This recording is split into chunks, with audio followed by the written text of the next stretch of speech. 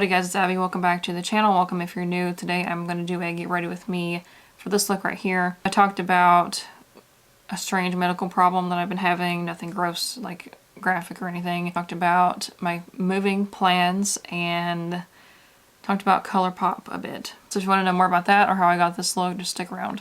I've got a lot of friends today. I put something on this one last night and I was like, do I need to put some more on it today? Nah. I did need to put some more on it.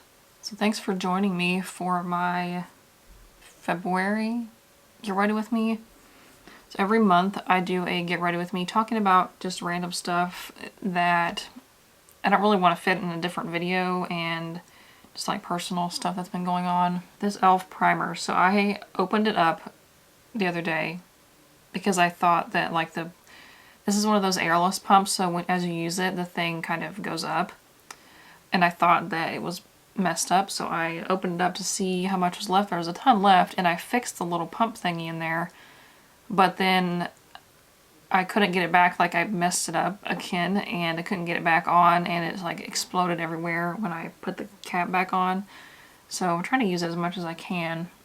I'm not going to be too disappointed if I can't save it. I have bleach to do my roots, but I have a small concern that's keeping me from doing that.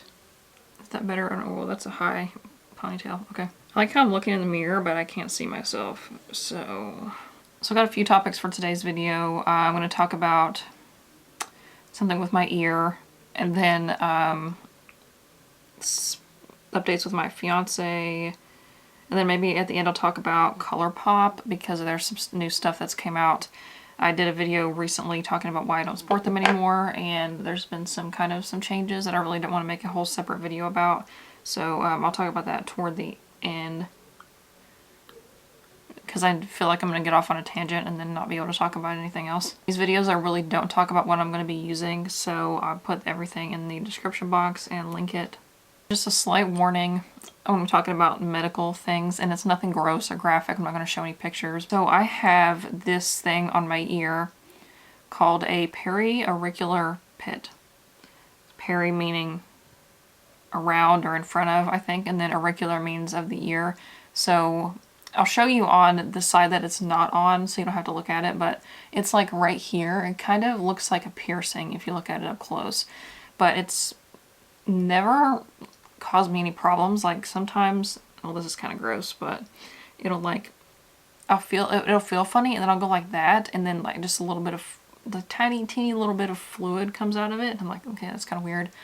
But it was never anything that I like concerned me or I felt like I needed to go to the doctor about, so I just kind of left it alone. But I remember watching Rianne HY. I'm sure a lot of you guys, if you follow me, you also follow her, but she has these in both ears, and she was talking about it and how hers got infected one time. I was like, oh.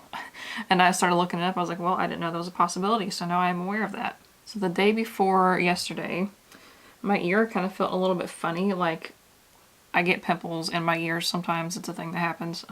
And I was like, well, maybe I just have a pimple in my ear. So I was feeling, like, you know, kind of feeling around to see, because I was still in bed. And I was like, oh no. It was like right near where that little hole is, and I was like, oh my gosh. Maybe it's just a coincidence. Maybe I have a pimple that just happens to be right next to that thing.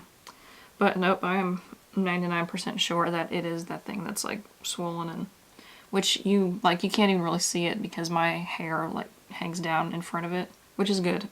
Like if it was really swollen, you could probably see it. There's not a lot of information online about these things. Everything that I've looked up about it has said that they're fairly common. It's like they're like a birth defect. Like there's something in your head, like around your ear, that is not completely formed, so it just leaves that little hole, and there's like a sinus underneath that sometimes causes that drainage like I was talking about. And apparently it's also associated with kidney problems, which I haven't had yet, so I don't know if that's coming. Like everything that I read about it was saying that they usually don't cause problems, but sometimes they can get infected. That's it. It doesn't tell you what to do if it gets infected. Like, I mean, obviously it says to go to the doctor, but like there has to be some kind of home treatment I can do in the meantime. Like, I've been putting warm, like, hot washcloths on it, and I don't know. I don't know what to do. I was looking it up, and one of Rianne's blog posts from like 2014 popped up about it, and she mentioned a few products, so I went and got them. I ordered them on iHerb because their warehouse is like right down the road, and I got it the next day. So I got this drawing salve. It's kind of like a pimple cream, but for like more extra strength for blisters and boils and that kind of stuff. And some tea tree oil like she suggested, so I'm going to try that today. But so I was saying I don't want to bleach my hair because that's like right near my hair. I don't want to get bleach in it if that's the case. So it might be a while. And something exciting, at least for me, that happened recently was I didn't make diddly squat last year. I mean, I made some money, enough to live on, but you know, it's Panorama, and I actually qualified for Medicaid through my state, so I have health coverage now, which I didn't before, because I recently turned 25, and apparently I thought that you lost your parents' insurance at 26. No, it's 25, at least in Kentucky. And I thought that I would have it by now because I was supposed to be married, and he's in the Army, so I would get that TRICARE. And then my friend was like, why don't you sign up for Medicaid? I was like, oh, I don't think I'm going to qualify for that, but apparently I did.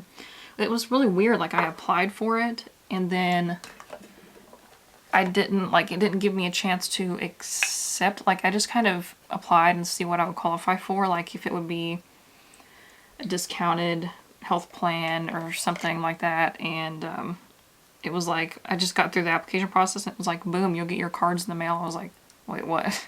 I'm going to use it. But the thing is, I don't want to use it because I don't want to go into the doctor's office right now for obvious reasons. So if I can avoid it, I'm going to. But I am due for my yearly gyno exam, and you can't really do like an online visit for that, so I don't know what I'm going to do. I also would really like to go get like tested or a diagnosis for ADHD, because it's kind of like, at first when I was discovering that I thought I had it, I was like, you know what, I'm not gonna need medicine. I'll be fine, I'll deal with it, but it's like kicking me in the butt right now, so I'm thinking I might go and see, because our family doctor diagnosed my mom and brother who also have it, so I'm thinking I can just do that instead of having to go to a specialist. Although, I was looking up like co-pays for the Medicaid, and it's like specialists and everything were kind of lumped in with like your family doctor, so I don't think it's going to be more expensive like it normally would. I kind of feel weird talking about that subject, like getting on Medicaid and that kind of stuff, because I feel like it's still kind of stigmatized to like use assistance, or, I mean, that's what it's there for though, like in these situations, if you need healthcare coverage and don't have it, like I may or may not even end up having to use it, I don't know.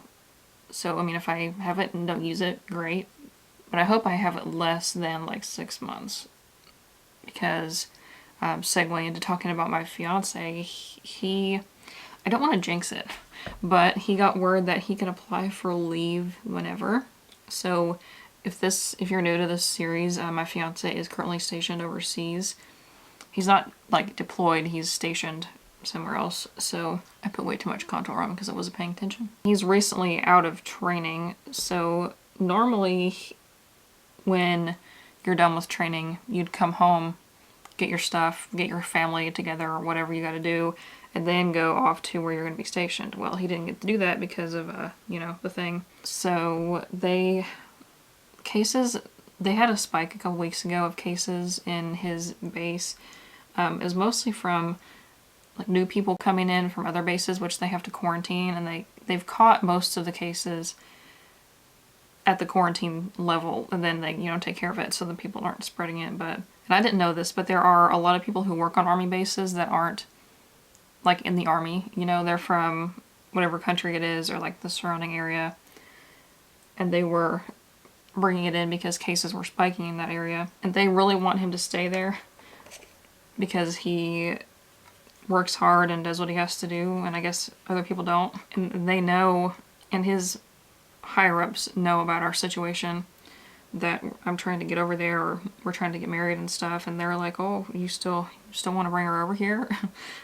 Because they know that if he brings me over, then he's going to be likely to stay, so he doesn't have to move me around. He can technically apply for leave whenever, it just has to be approved through his commander, and I know his immediate boss person, I don't know how to say that without using army words, but they are definitely going to approve it.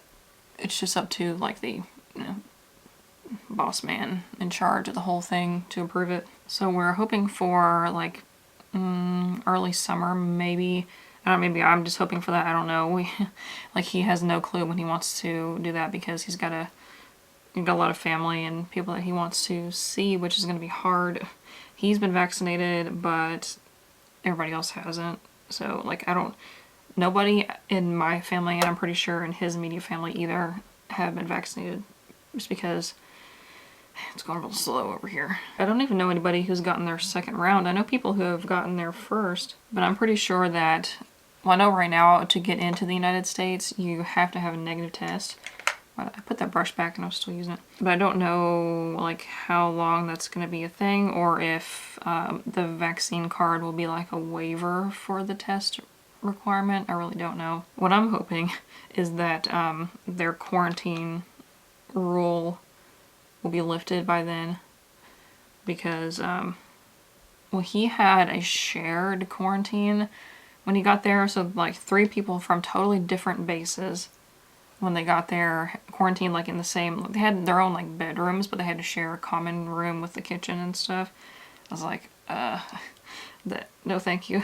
Because if one person had it, everybody in that room was going to have it. They're quarantined, so nobody else outside from them would get it, so I don't know.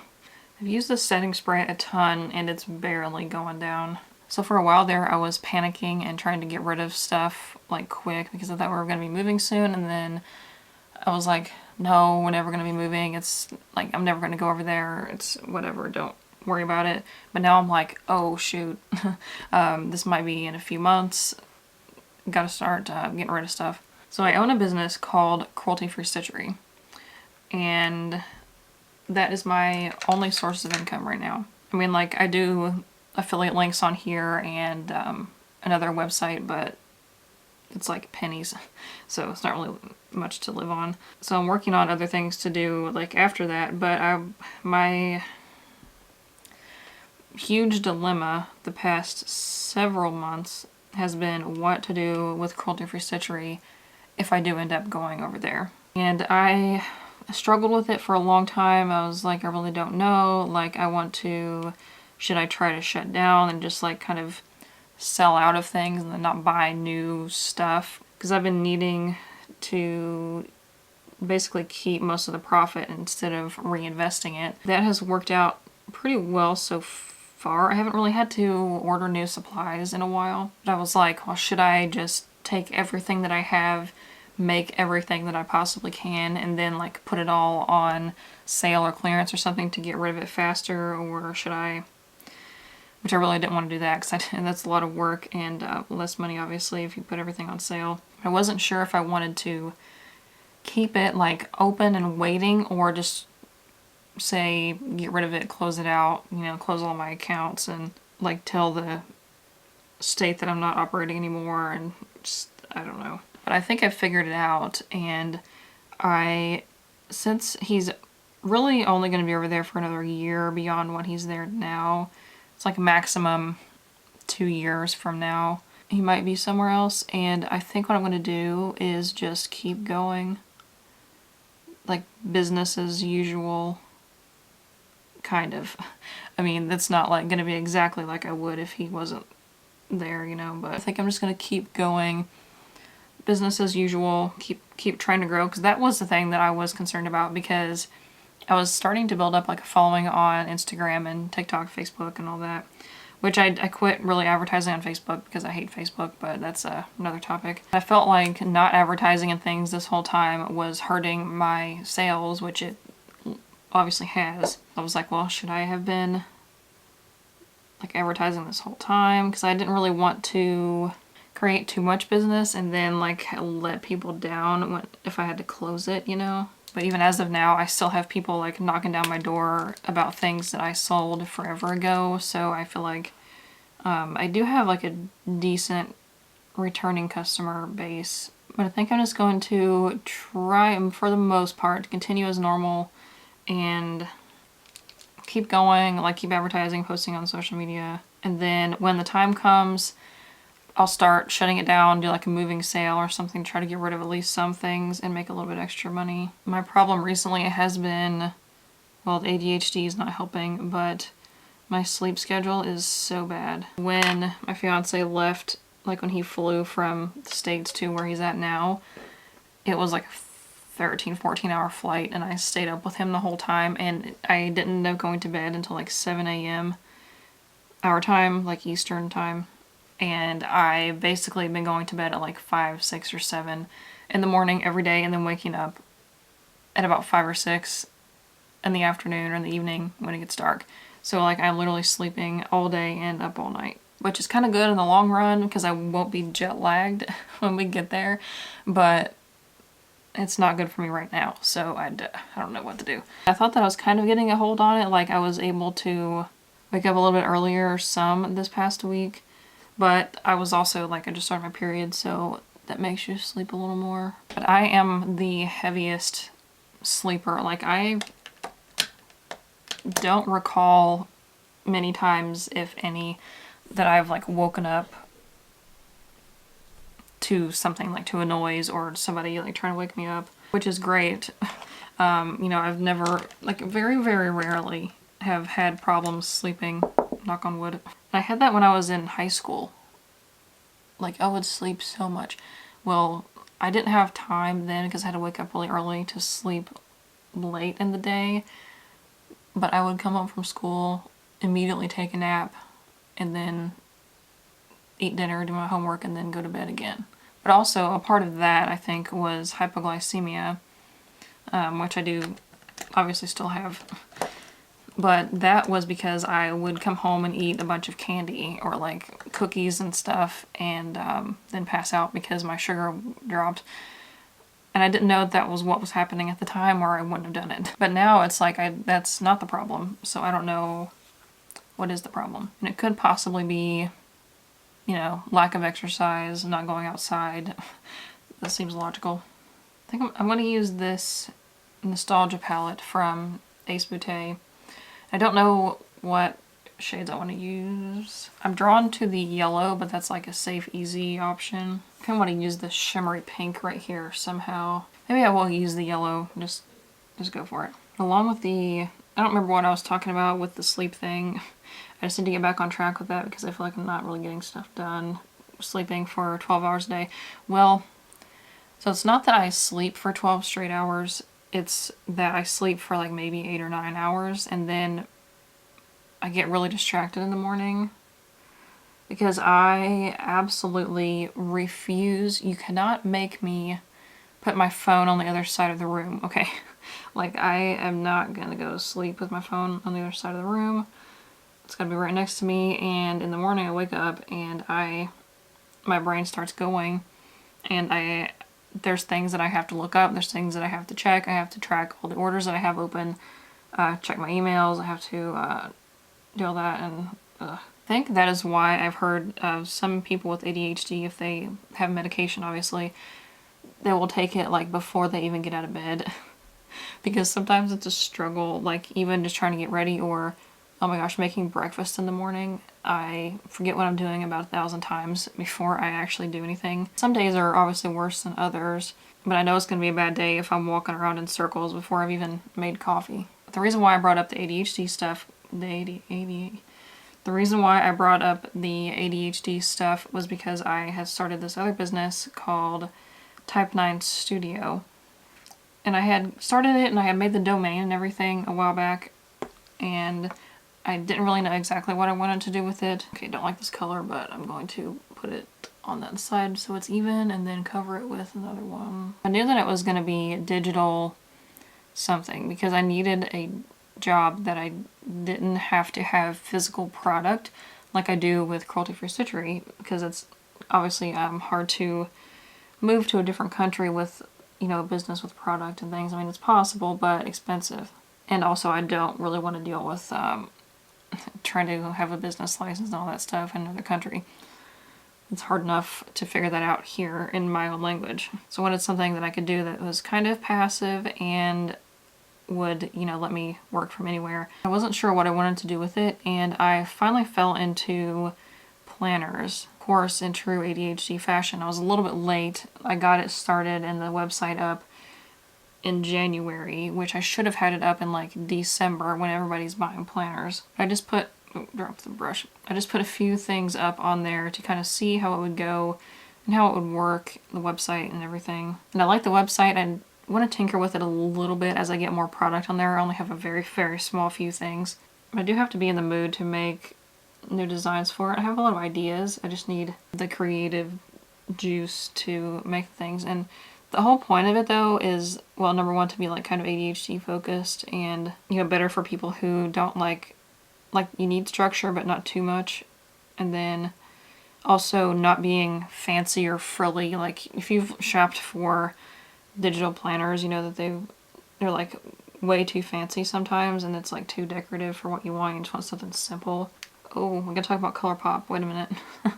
I almost forgot. The link to Type 9 Studio and everything is always in the description box along with Cruelty-Free Stitchery. Neon MUA and Killer King announced that they were going to be going live with Colourpop, because if you guys didn't know, I did a whole video about why I don't support Colourpop anymore and kind of explained the situation, what's going on with them, and how they weren't really inclusive and they weren't posting people of color, and that was a huge issue. And plus I didn't really like their business model with being like literally so fast fashion-y. A few weeks ago, maybe a month ago now, Darius, Neon MUA, was talking about how there was something coming with Colourpop. And I kind of thought maybe it was a collab, which would have been cool, but they did that live stream with Colourpop on Instagram, and they were talking about how, like, during all that stuff with the BLM movement, and I mean, people were calling for every brand to be more inclusive, not just Colourpop. And then a few weeks later, Colourpop did a post of like a bunch of black creators, and then people were like, wait a minute, where are Darius and Josh? Because they were the one that started the whole hashtag ColourPopMeBlack. Well, apparently, unbeknownst to us, they had, like, the day after that, they said they had been talking to Colourpop. Like, Colourpop had them on the phone and was talking about what they could do better and how they were going to, like, do things going forward. But it was kind of weird that they waited until February, which is Black History Month, but they explained in their video, there was a lot of like misinformation going around because there were only like 700 people on that live stream, and based on like what Colourpop shared on their Instagram feed, people were saying that it looked really sketchy, like it was just a Black History Month thing for clout, and it wasn't really genuine. They weren't really actually going to make change, but they addressed that in the video. They were saying that it's going to be beyond Black History Month, and they were going to be working with Colourpop to include more black creators on their page. And then also they're working on expanding their blushes and bronzers and those kind of things to be more shade inclusive. Like, I kind of thought it was going to be a collab, but they said that it's probably not going to be, like, there's not one in the works right now. But I feel like that was smart on Colourpop's move to not just come out with a palette or something with them. That totally would have been seen as a cash grab for Black History Month. And like, honestly, from what I have seen, I've been following, I don't know why, I don't think I'm following Killer King. I know I'm following Neon MUA, but from what like he posts and stuff, he wouldn't do that for free or like let them use him for clout like that. That's not his vibe. So I'm excited to see what happens. I'm not rushing back to support Colourpop like right now or anything. There's nothing that I need from Colourpop.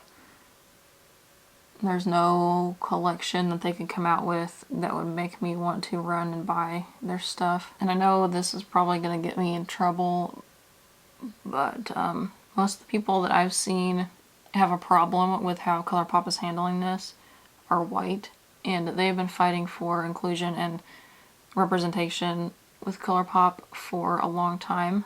And I think that some of us just need to sit out of this one, like let them, you know, they are working with Black creators to make their products more inclusive, diversify their feed. So I think we just gotta keep our mouths shut and let them do it. I want to use my Project Pan lipstick. Not really. I think maybe Lolita would go with this one.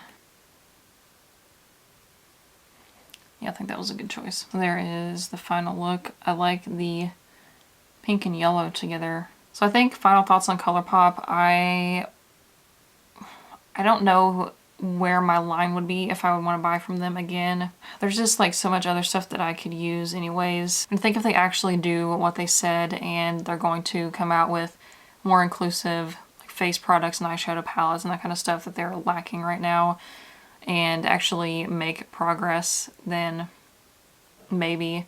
Let me know your thoughts on the Colourpop situation, if you had like boycotted them before, if you're going to buy them again, or what you think about how they handled that. Basically, like what they said they were going to do through Neon MUA and Killer King was to they're going to pick 2 creators to put on Colourpop's PR list, and then they're going to work with them to repost people from the Colourpop Me Black hashtag. And then also later on work with them to make more inclusive products. But I don't know, let me know your thoughts in the comments below, and click over here to watch my most recent video, or click over here to watch another one that I think you'll like, and give this video a thumbs up and subscribe so you don't miss seeing my face in your subscription box every Tuesday, Thursday, and Saturday. Links to all the products that I use, my social media, my social media, and my businesses will be in the description box below, and I'll see you guys in the comments. Bye.